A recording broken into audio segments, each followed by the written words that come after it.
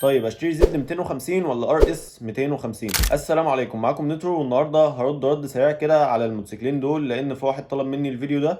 وبصراحه انا بحب الموتوسيكلين وهتكون مقارنه صعبه شويه. اول حاجه كده بصراحه الار اس مش موجود في السوق المصري بقاله فتره، زيرو. اللي هتلاقيه بقى هتلاقيه كسر زيرو او مستعمل. فلو انت هتشتري دلوقتي بصراحه ما انصحكش، واستنى مثلا لما الار اس ينزل. اول حاجه كده الخامات بتاعت الموتوسيكلين دول يعتبر مقاربه من بعض جدا، واداء الموتور برضو يعتبر مقارب من بعض جدا، ولكن في اختلافات نسبية كده. وبصراحة ممكن اختار منهم موتوسيكل يبقى احسن من التاني. اول حاجة طبعا الار اس نازل بنظام تبريد مية، مش زي الزد 250 اللي نازل تبريد زيت او سربنتينة.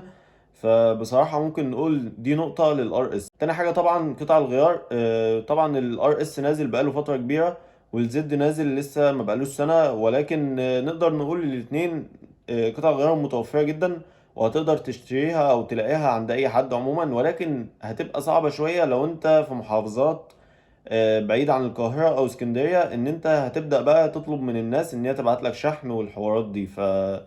ممكن اقول ان دي نقطة مش كويسة قوي، ولكن الموتوسيكلين بصراحة قطع غيار متوفرة يعني مفيش مشكلة. نيجي تالت حاجة بقى لشكل الموتوسيكلين. بصراحة انا يعني هو كل واحد طبعا وليه ذوقه، فعشان نبقى فاهمين، ولكن انا بميل للار اس شوية، شكله يعني احلى شوية. والفيرجن القديم اللي كان نزل اللي هو الاتنين ديسك امامي كان عاجبني جدا، والموتوسيكل كان عاجبني، ولكن بعد ما اتغير لا يعني هو بيحاولوا يوفروا في الخامات او بيوفروا كده.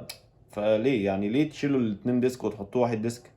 بس مش مشكلة، عموما الموتوسيكلين زي الفل وما شفناش معاهم مشاكل، الا مشاكل بسيطة كده وبتتحل يعني الحمد لله. الخلاصة بقى الموتوسيكلين دول بصراحة ما انصحش بيهم للشغل.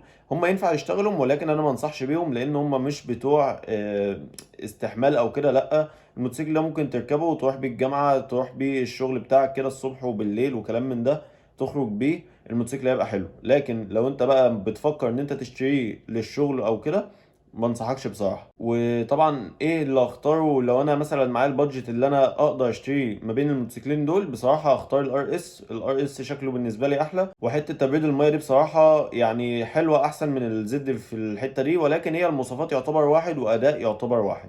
انت اختار اللي شكله عاجبك او اختار اللي مريحك اكتر ودوس فيه، مفيش مشكلة في الموضوع، والموتوسيكلين ناجحين. وبس كده، لو عجبك الفيديو طبعا ما تنساش اللايك والفولو. لو عايزني اتكلم عن اي حاجة في الموتوسيكلات تقدر تكتب لي كومنت، وبإذن الله هرد عليك بفيديو. وبس كده، سلام.